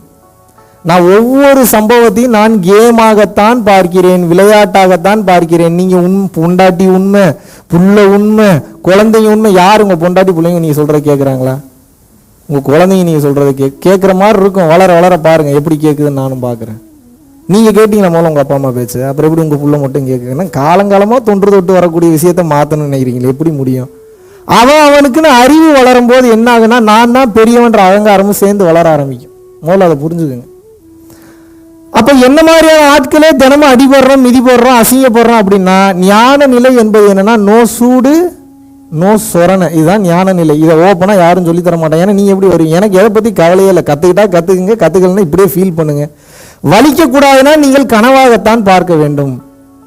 நீங்கள் கனவாக பார்க்கலன்னா வலிக்கும் உங்களுக்கு எல்லாமே. இது ஒரு கேமாக பாருங்கள். கேமில் வந்து உங்கள் ஃப்ரெண்டும் நீங்கள் விளாட்றீங்க, உங்கள் பொண்டாட்டி பிள்ளை விளாட்றீங்க, உங்கள் பொண்டாட்டி நீங்கள் தோக்கடிச்சிட்டீங்க அப்படின்னா அப்போ பெருமைப்படுறீங்க. ஓகே, அதுக்காக வந்து பார்த்துட்டீங்கன்னா உங்கள் பொண்டாட்டி உட்காந்து ஃபீல் பண்ணிக்கிட்டே இருப்பாங்களா, ஐயோ நான் தோத்துட்டேனே, ஐயோ நான் கேம் தானே. ஆனால் உங்களுக்கு தெரிய மாட்டேங்குது, கல்யாணன்றது ஒரு பெரிய கேம்ன்றது தெரிய மாட்டேங்குது. அதுதான் பெரிய பிரச்சனை உங்களுக்கு. எதுக்காக இவ்வளோ தூரம் வாழணும்னு நம்ம நினைக்கிறோம்? யோசிச்சு பாருங்க. உள்ளுக்குள்ள உங்கள் உணர்வை ஜாலியாக வச்சுருக்கணும்னு நினைக்கிறீங்க. நீங்கள் ஒத்துக்குங்க தயவு செய்து. எது பண்ணாலும் எனக்கு ஜாலியாக இருக்கணும்ப்பா, அவ்வளோதான்ப்பா. இது யாரும் ஏற்றுக்க மாட்டீங்க. ப்ரூவ் பண்ணிடலாமா? ஏற்றுக்க மாட்டீங்களா? நீங்கள் கார் வாங்கினோன்னு கைகள் விளங்காமல் போயிருந்தா கார் வாங்குவீங்களா? வீடு கட்டினோடனே வீடு ரெண்டாக இடிஞ்சு விழுந்துடும். எந்த வீடு கட்டினாலும் இடிஞ்சு விழுந்துடும், வீடு கட்டுவீங்களா? செக்ஷுவல் இன்டர் கோர்ஸில் ஈடுபடும் போது கண்ணுலேருந்து ரத்தமாக வரும், காது ரெண்டு கேட்காம போயிடும், உயிரே போயிடும்னா பண்ணுவீங்களா? குழந்தை பெற்றுட்டா குழந்தை செத்துரும், நீங்களும் செத்துருவீங்கன்னா குழந்தை பெற்றுப்பீங்களா? அப்போ உங்களுக்கு தேவை வெளியில் இருக்கக்கூடிய செயல்கள் கிடையவே கிடையாது. வெளியில் எது செஞ்சாலும் உள்ளுக்குள்ளே ஜாலியாக இருக்கணும்னு நினைக்கிறீங்க, அதுதானே? மற்ற ஸ்பீச்செல்லாம் கேட்காம என் ஸ்பீச்செல்லாம் கேட்குறீங்க. அது கேட்கும்போது எது உங்களுக்கு எது தூண்டுது? ஒத்துக்குங்க, அதுதான் உண்மை. இப்போ மற்றவங்க பேசும்போது நான் 100% நான் பேசினா அணுக்கள் வெடிக்கும். ஏன்னா நான் பேச மாட்டேன். வேற ஒன்று பேசுது, அதனால் அந்த வேலையை செய்ய வைக்கிறது. அது உங்களுக்கு டைம் வரும்போது உங்களுக்கு புரியும். இப்போ ரொம்ப டீட்டெயிலாக எனக்குள்ளே ஆராய்ச்சி பண்ணவே நீங்கள் பண்ணாதீங்க. நீங்கள் மட்டும் தெரிஞ்சுக்குங்க. உங்களுக்கு தேவை என்னன்னா, இந்த உள்ளுக்குள்ளே இருக்கக்கூடிய செல்ஸ்க்கு வந்து உணவு கொடுக்கணும். அது எப்படின்றது உங்களுக்கு தெரியல. நீங்கள் எல்லாம் என்ன நினச்சிட்டு இருக்கீங்க? சந்தோஷம்னு நினச்சிட்டு இருக்கீங்க. ஆனால் உங்களுக்கு தெரியாது, அதிகப்படியான சந்தோஷம் ஏற்பட்டாலும் கொப்பளம் வந்து உயிர் போயிடும். தெரியுமா உங்களுக்கு? சந்தோஷம்ன்றது என்ன? கெமிக்கல் ரியாக்ஷன் தானே. கெமிக்கல் ரியாக்ஷன் தானேங்க. உடம்புல ஒரு விதமான கெமிக்கல் ரியாக்ஷன் நடக்கிறதுனால இன்ப நிலைக்கு போறீங்க. ஆமாவா இல்லையா? அளவு கடந்து 24 மணி நேரம் கெமிக்கல் ரியாக்ஷன் நடந்ததுன்னா என்னத்துக்கு ஆகுறது? உடம்பு என்னங்க ஆகும்? என்ன ஆகும்? ஏன் வாயை திறந்து பேசுங்க. என்னையவே பேச விட்டு வேடிக்கை பார்க்குறீங்கல்ல. அமிர்தமும் நஞ்சு தெரியுதா? இப்போ நமக்கு 40-50 வயசு, நீங்களாம் பரவாயில்ல, ஒரு 20-25 வயசு 30 வயசில் வந்துட்டீங்க. நான் ஒரு 28 வயசு பையன் இப்படி உடச்சி பேசுகிறான் அப்படின்னா 80 வயசில் யாராவது வந்து கேட்டாங்கன்னா எவ்வளோ பெயின்ஃபுல்லாக இருக்கும் அவங்க வாழ்க்கையை நினச்சி பாருங்க. நன்றாக புரிந்து கொள்ள வேண்டும். தயவு செய்து புரிந்து கொள்ளுங்கள். உங்களுக்கு தேவை இந்த உடம்பை, இந்த உணர்வை நல்லா வச்சிருக்கணுன்றது தான் எல்லா வேலையும் பண்ணுறீங்க. பில்கேட்ஸுக்கு அதுதான், ஜெஃப் பீசோஸ்க்கு அதுதான், அலிபாபா ஃபவுண்டருக்கு அதுதான், லக்ஷ்மி மிண்டலுக்கு அதுதான், முகேஷ் அம்பானிக்கு அதுதான், யாராக இருந்தாலும் அதுதான். என்னன்னா, வெளியில் ஒரு செயலை செஞ்சீங்கன்னா உள்ளுக்குள்ளே உங்களுக்கு நல்லா இருக்கணுங்க. இல்லைன்னா அந்த செயலை நீங்கள் செய்ய மாட்டீங்க. ஏன்னா இந்த மொத்த உடலையும் இயக்குவது மனம் தானே. ஆமாவா இல்லையா? இதை உடன்படுறீங்களா மறுக்கிறீங்களா? மனம்ன்ற ஒன்று இல்லைன்னா உடல் செயல்படுமா? இதுக்கு என்ன ப்ரூஃப்? கோமா ஸ்டேஜில் இருக்கிறவன பேச வைக்க முடியுமா? எந்திரிச்சு போய் ஏதாவது வேலை பாடுறானா பார்ப்பானா? ஆனால் உயிர் இருக்கு, உடம்பு இருக்கு அவனுக்கு. ஏன் செயல்பட மாட்டான்?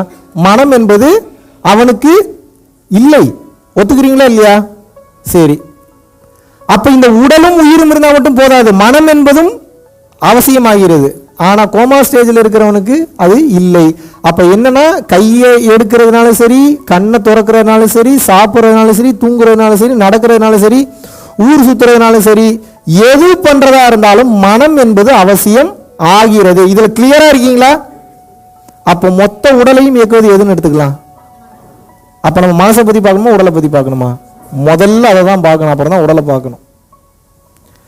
இப்போ இந்த மனம் என்பவனோட ஒரு கேரக்டர் என்ன? இப்போ என் கேரக்டர் என்ன? மகாவிஷ்ணு எதா இருந்தாலும் கொடுத்துருவாருங்க எடுத்துன்றது. இப்போ நீங்கள் புரிஞ்சுக்கிட்டீங்க. ஒரு சில பேர் புரிஞ்சிருக்கீங்க, ஒரு சில பேர் புரியாமல் இருக்கீங்க, ஒரு சில பேர் கூட பழகும்போது புரிஞ்சுப்பீங்க. ஆனால் இப்போ மகாவிஷ்ணு பார்த்தா என்ன தோணும்? அவர் எல்லாத்தையும் சொல்லி கொடுத்துருவாருங்க, அவர் எதா இருந்தாலும் பண்ணிடுவாருங்க அப்படின்றது என்னுடைய குணமாக நீங்கள் நினைக்கிறீங்க. கரெக்டா? இந்த மாதிரி ஒவ்வொருத்தருக்கும் ஒவ்வொரு குணம் இருக்குது. இப்போ அன்னை தெரசான என்ன குணம்னு நினைக்கிறீங்க? தியாகம், நல்ல ஒரு கருணையான உள்ளம்ன்றீங்க. சூப்பர். அகத்தியர்னு என்ன தோணுது உங்களுக்கு? தமிழ் பற்று, சித்தர், நல்ல பவர்ஃபுல்லான ஒரு ஆள், என்னெல்லாம் தோணுதோ அதெல்லாம் சொல்லுங்க. சரிங்களா? சரி, ஓகே. உக்ரைன் அதிபர் இப்போ என்ன தோணுது உங்களுக்கு நினைச்சோன்னே? உக்ரைன் அதிபருங்க, அவர் எங்க மூட்டி விடுறாரு?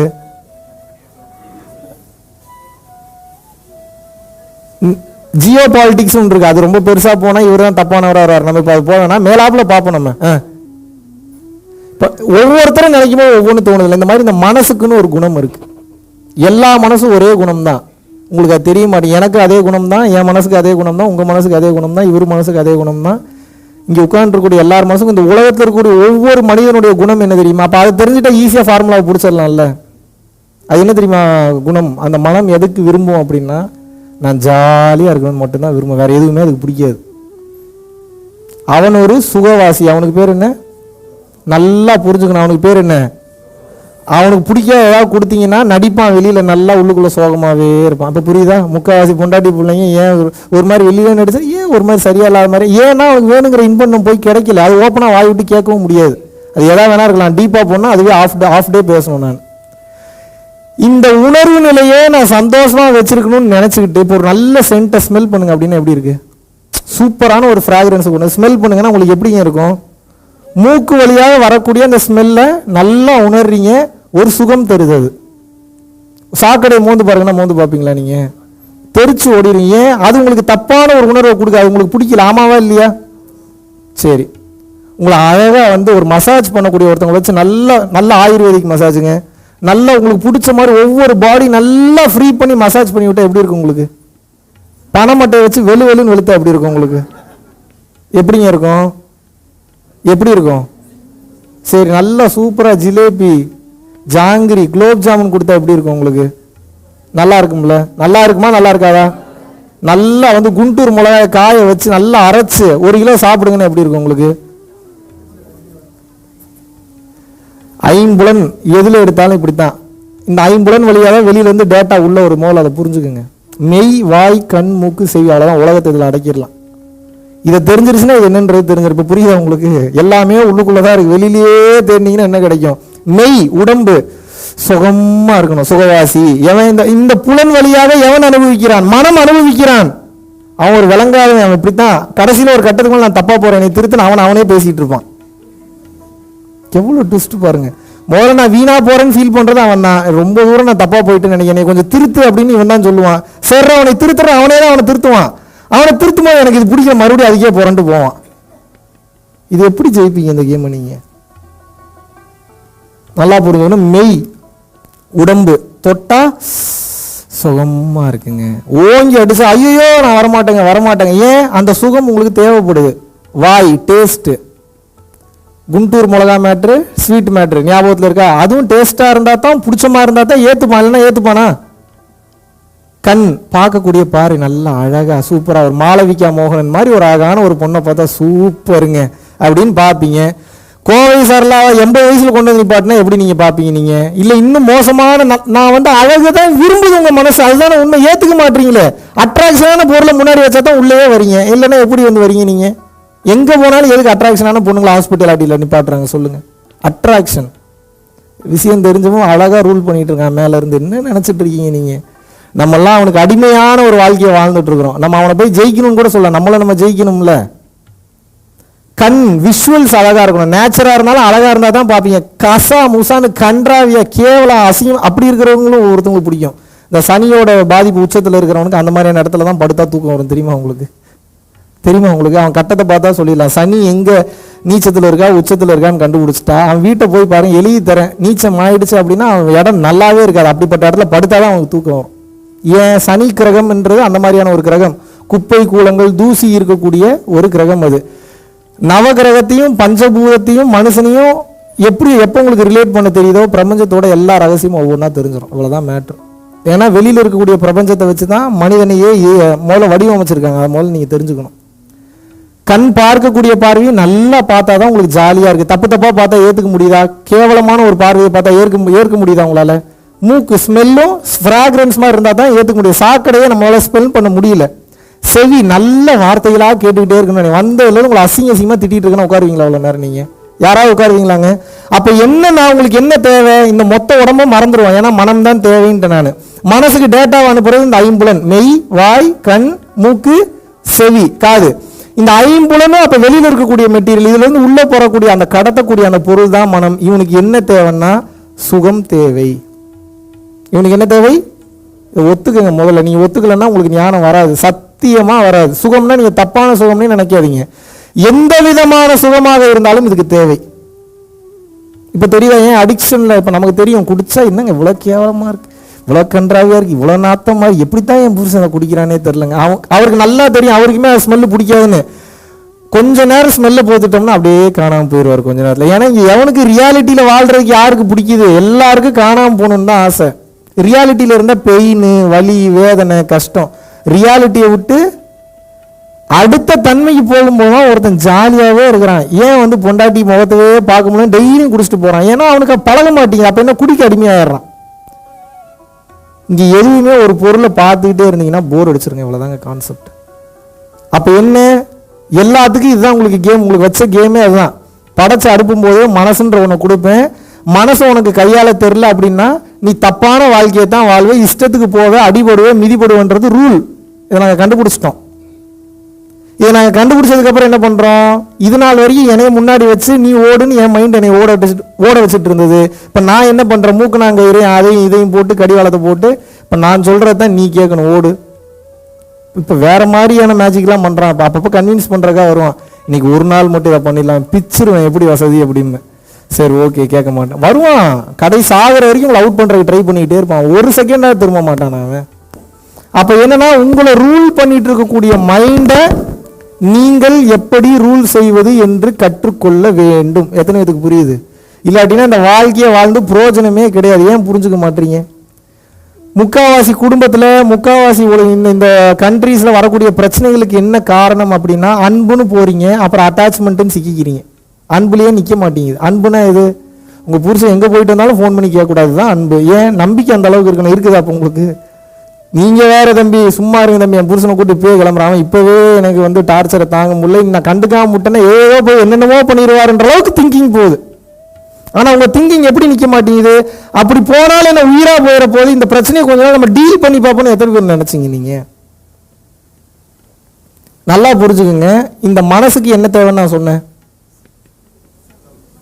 சொல்லுங்க கொஞ்சம். மனசுக்கு தேவை என்ன? சுகமா இருக்கணும்.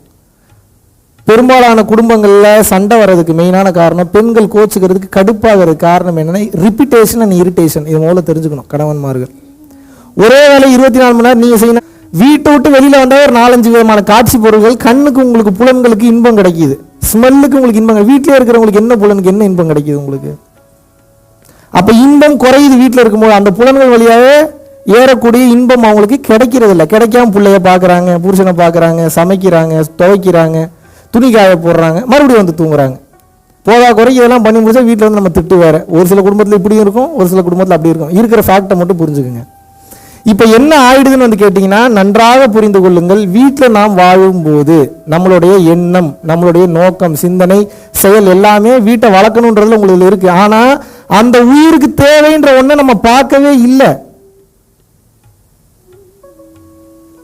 ஒரு நாய் இருந்தால் அதுக்கு பசிக்குன்னு தோணுது உங்களுக்கு, பசி மட்டும்தான் ஒருத்தனுக்கு தேவையா இருக்குமா? உங்களை கல்யாணம் பண்ணிட்டா காலம் ஃபுல்லா உங்களுக்கு உழைச்சு கொட்டணுன்ற அவசியம் என்ன இருக்கு அவங்களுக்கு?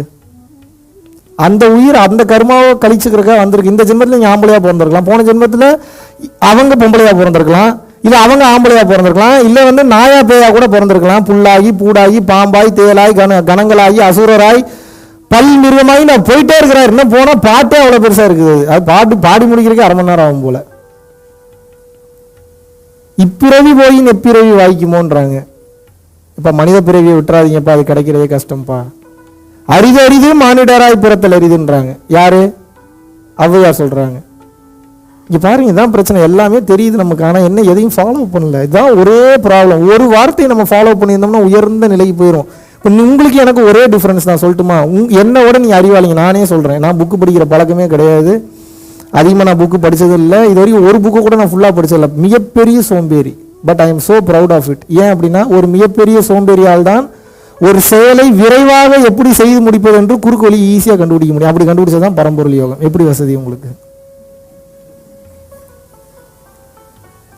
Addiction towards a healthy thing is a right thing. நீங்க அடிக்ஷன் ஆகணும். எதுல? நல்ல விஷயத்தில் அடிக்ஷன் ஆக வேண்டும். நான் எதில் அடிக்ஷன் ஆகிட்டேன்? டீகோட் பண்ணி எப்படி கண்டுபிடிக்கிறதுல அடிக்ஷன் ஆகிட்டேன். முருகப்பெருமானோட அருள்னால, வள்ளல் பெருமானோட அருள்னால, காஞ்சி விஸ்வநாத சுவாமியோட அருள்னால இது நடந்துட்டு இருக்கு. ஆனால் நீங்க என்ன தெரிஞ்சுக்கணும்? இந்த உண்மையை நாம் கற்றுக்கொள்ளும் வரை 100% நாம் வாழக்கூடிய வாழ்வு பயனற்றது, வீணானது. எத்தனை பேர் இதை ஏத்துக்கிறீங்க இன்னைக்கு? நீங்க வள்ளல் பெருமானே சொல்லியிருக்கிறார், நான் சொல்லலை. கற்றது அனைத்தும் பொய்யே அப்படிங்கிறார். நீ என்ன ராக்கெட் சயின்ஸ் படிச்சிருந்தாலும், எவ்வளோ பெரிய PhD முடிச்சிருந்தாலும், எவ்வளோ பெரிய இஸ்ரோ சயின்டிஸ்ட், நாசா சயின்டிஸ்டாக இருங்க, கற்றது அனைத்தும் பொய். என்ன இருக்கிறதான கண்டுபிடிச்சிங்க, வேற எதை கண்டுபிடிச்சிங்க? புதுசாக ஏதோ புதுசாக கிரியேட் பண்ண மாதிரி கண்டுபிடிக்கிறீங்க. உண்டது அனைத்தும் மலமே, சாப்பிட்டதெல்லாம் மலமாக போயிடுச்சுங்கிறார். எப்படி? கற்றது அனைத்தும் பொய்யே, உண்டது அனைத்தும் மலமே, படியாத படிப்பை சொல்லி தருகிறோம் வம்மீன் அப்படின்னு. படிக்காத படிப்புப்பா. நீ பிறந்ததுலேருந்து சாகிற வரைக்கும் இந்த புலன்களுக்கு இன்பம் கொடுக்கறதுக்காக தான்ப்பா ஓடிக்கிட்டே இருக்கிறேன்றாரு. வீடு கட்டுறீங்க எதுக்கு? 4 பேர் புகழணும் உங்களை. ஏன் சின்ன வீடாக கட்டினா ஏற்றுக்க மாட்டீங்களா? நீங்கள் அப்படியே சின்ன வீட்டில் இருக்கிறனால இருக்கலாம், ஆனால் உன் மனம் ஏற்றுக்க மாட்டேங்குது. வீடு கட்டுறது தப்புன்னு சொல்ல. வீடு கட்டினா ஒரு 4 பேர் புகழணும்னு நினைக்கிறீங்க. ஒரு கார் வாங்கினா 4 பேர் புகழணும்னு நினைக்கிறீங்க. ஆக மொத்தம் உங்களோட மொத்த இன்பத்தை யார் கையில் கொடுத்துருக்கீங்கன்னா, ஆப்போசிட்டில் வரவங்க போகிறவங்க கிட்ட பூரா உங்கள் ரிமோட் இருக்கு. அவன் சேனலில் மாத்திரம் நீங்கள் மாறிக்கிட்டே இருக்கீங்க. இப்போ நீ கோவப்படு அப்படின்னு ஏதாவது திட்டி விட்டானா கோவப்படுறீங்க. இப்போ எனக்கு கோவப்படுறது பிடிக்கல. இப்போ நீ சிரின்னு ஏதாவது ஜோக் சொன்னாலும் சிரிக்கிறீங்க. உங்கள் கண்ட்ரோல் யார்கிட்ட இருக்கு? ஊரில் இருக்கிற எல்லார் கையிலையும் இருக்கு, உங்கள்கிட்ட இல்லை உங்கள் கண்ட்ரோல். எவ்வளோ ஒரு மோசம். நான் ஏதாவது தவறாதுன்னு சொல்கிறேன்னா நான் நம்ம அப்படி எப்பேற்பட்ட ஒரு வாழ்க்கையை வாழ்ந்துட்டு இருக்கோன்றது தெரியுதா? நான் இவ்வளோ உண்மை இன்னும் நான் பேசலாம், இன்னும் 2 நாள் பேசலாம், அவ்வளோ கண்டென்ட் இருக்கு. ஆனால் ஒன்றும் இல்லைன்றது தான் மேட்ரு. ஆனால் புரிஞ்சுக்கோங்க, இவ்வளோ உண்மை வெளியில சொல்லாம நான் பாலிஸ்டாவே எப்படி பேசி உங்களுக்கு உண்மையை புரிய வைக்க முடியும்? ஏதாவது புரிய வைக்க முடியுமா? பாலிஷா பேசினா ஏதாவது புரியுமா உங்களுக்கு? இவ்வளோ நாள் எல்லாரும் பாலிஷா தான் பேசுறாங்க. என்ன கற்றுக்கிட்டீங்க நீங்க? ஆழ்ந்த உண்மையை நீங்கள் தெரிந்து கொள்ள வேண்டும் என்றால் ஆழ்ந்த அவமானங்களுக்குள் செல்ல வேண்டும். இன்னைக்கு தெரிஞ்சுக்கங்க. முதல்ல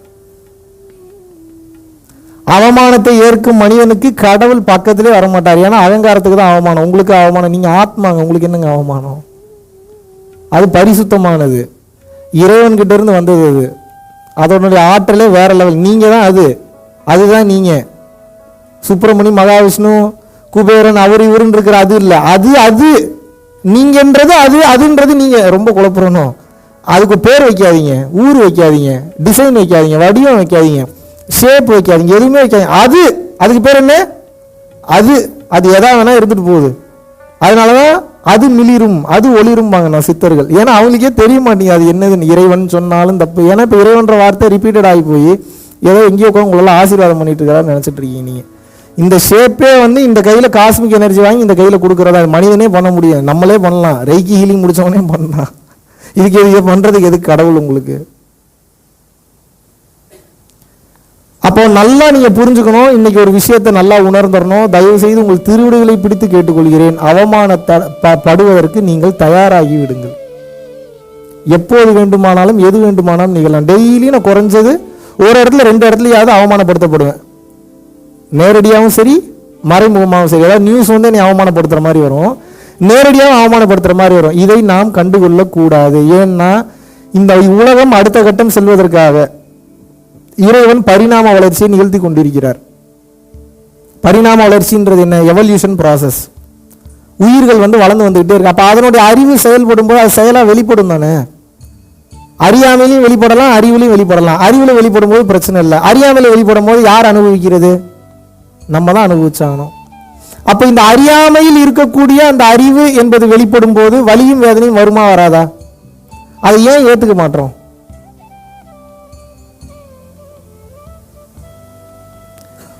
நீங்கள் வலியிலேயே கவனம் செலுத்தி கொண்டு இருந்தீர்கள் என்றால் உங்களுக்கு வலிதான் அதிகம் எடுக்கும். If you focus on the pain you will get more hurt. Instead of it, focus on the lessons, you will get enlightened ன்றாங்க. எத்தனை பேருக்கு புரியுது இந்த மேட்டர்? கிளியராக சொல்கிறேன், புரிஞ்சுக்கோங்க. நீங்கள் காயத்தின் மீதே கவனம் செலுத்தி கொண்டிருக்கிறீர்கள் என்றால் உங்களுக்கு வலியும் வேதனையும் மிக மிக அதிகமாக இருக்கும் காலகாலத்துக்கும். நீங்கள் காயத்தின் மீது உங்களது கவனத்தை செலுத்தாதீர்கள். அதில் என்ன பாடத்தை கற்றுக்கொண்டீர்கள் என்று அந்த பாடத்தின் மீது கவனத்தை செலுத்துங்கள். நீங்கள் ஞானி ஆகி விடுவீர்கள். இப்போ எத்தனை பேருக்கு புரியுது? நமக்கு பிரச்சனை என்ன அப்படின்னா, காயத்தவே பார்த்துட்டு இருக்கிறோம், ஆனால் அதில் இருக்கக்கூடிய பாடத்தை பார்க்கவில்லை. சரி, பாடத்தை நம்ம ஒரு சில பேர் கற்றுக்கிட்டாலும் ஒரே நாளில் வாழ்க்கை மாறணும்னு நினைக்கிறீங்க. எப்படி மாறும்? 60 வருஷம் 70 வருஷம் ஒரு வாழ்க்கையை வாழ்ந்துட்டு, 30 வருஷம் 40 வருஷம் ஒரு வாழ்க்கையை வாழ்ந்துட்டு, பல செயல்களை செய்துட்டு 10 நாள் அன்னதானம் போட்ட தம்பி ஒரு ரிசல்ட் வரல, நிறுத்திட்டேங்கிறான். இவனுக்கு ரூட்டை நம்ம காட்ட தான் முடியும். நானே கூட சேர்ந்து நடக்க முடியுமா? நான் ஒவ்வொருத்தரும் ஒவ்வொரு டிசைனில் கர்மவினையை செஞ்சு வச்சுட்டு வந்திருக்கீங்க. ஏன் சித்தர்கள் வந்து பார்த்தீங்கன்னா எல்லாரும் ஏன் ஏற்றுக்க மாட்டாங்க? ஏன்னா நல்லா தெரியும் மறுபடியும் அவன் சேட்டை பண்ணுவான். இவனை சூஸ் பண்ணாலும் இவனால் இந்த சமூகத்தை நல்லா புரிஞ்சுங்க பிரதர். உங்களை இறைவன் சூஸ் பண்ணா உங்களால் இந்த சமூகத்தை ஒரு 10 பேருக்கு உபயோகமாக இருந்தால் உங்களை செலக்ட் பண்ணுவார், எல்லாம் செலக்ட் பண்ண மாட்டார். இவன்கிட்ட ஒரு பொருளை கொடுத்தா ஒரு 100 பேருக்கு போய் பத்திரமா சேருன்ற நம்பிக்கை இருந்தால் தானே நீங்களே அப்போ தானே கொடுத்து அனுப்புவீங்க. கொடுக்குறத முதல்ல கரெக்டாக கொண்டு போய் சேப்பானாலும் லட்சக்கணக்கில் பணம் கொடுப்பீங்கன்னா எப்படி கொடுப்பீங்க? உங்களுக்கே இவ்வளோ அறிவு இருக்கும்போது அவருக்கு எவ்வளோ அறிவு இருக்கும்? இந்த பொருளையும் இந்த பக்குவத்தையும் இந்த ஞானத்தையும் வந்து இவன்கிட்ட கொடுத்தா இவன் மிஸ்யூஸ் பண்ண மாட்டான் அப்படின்ற தன்மை இருந்தா தானே அவங்க வந்து அந்த நம்பிக்கையை கொடுப்பாங்க, அந்த நம்பிக்கையோட அந்த பொருளை கொடுப்பாங்க. இவன்கிட்ட கொடுத்தா எப்படி மிஸ்யூஸ், இதை எப்படி கால்குலேட் பண்ணுறாங்க? உங்களோட எப்படி உங்களோட சிபில் ரெக்கார்ட்ஸை செக் பண்ணுறாங்கன்னா அந்த மாதிரி மேலே ஒரு டீம் இருக்காங்க. இவங்களுக்கு வேற என்ன, கர்மா பேலன்ஸ் ஷீட்டை செக் பண்ணுவாங்க. எத்தனை பேருக்கு இவன் வந்து உதவி பண்ணியிருக்கான், எந்த மனநிலையில் பண்ணியிருக்கான், எப்படிலாம் பண்ணியிருக்கான். அதான் எக்ஸாம்பிள்னு சொன்னேன் இல்லையா? இப்போ நாளை பின்ன எனக்கு ஏதோ ஒரு அட்டமா சித்தி ஒன்று கொடுக்குறான்னு வச்சுக்கோங்க, சும்மா ஒரு எக்ஸாம்பிளுக்கு சொல்கிறேன். ஏதோ ஒரு சித்தி வருது, கண்ணில் பார்த்தோன்னு எரிக்கிற பவர் வந்துருன்னு வச்சுக்கோ, சும்மா ஒரு எக்ஸாம்பிளுக்கு சொல்கிறேன், வந்துடுது அப்படின்னா, இப்போ அந்த லிஃப்ட் நடந்த மேட்டர் சொன்னால கோயம்புத்தூர் போயிருந்தப்போ நடந்ததுங்க அப்படின்னு. இவன் பண்ண வேலைக்கு நான் ஒரு பக்குவமற்ற ஒருத்தனாக இருந்தால் இவனுக்கு என்ன கொடுக்குன்னு யோசிச்சாங்கன்னா, வேணும்னே இவனை ட்விஸ்ட் பண்ணி விடுவோம், இவனுக்கு கோவம் வருதான்னு பார்ப்போம் அப்படின்னு சொல்லி டெஸ்ட் பண்ணுவாங்க. டெஸ்ட் பண்ணும்போது சாரி சார் நான் தப்பு பண்ணால் நான் எதுக்கு 15 சாரி கேட்கணும்? கேட்டாலும் இப்போ நான் பாஸ். ஒருவேளை நான் கோவப்பட்டிருந்தேன் கடுப்பாயிருந்தேன் அப்படின்னா இப்போ கண்ணால் பார்த்தோன்னே எரிக்கிற பவரை நமக்கு கொடுப்பாங்களா?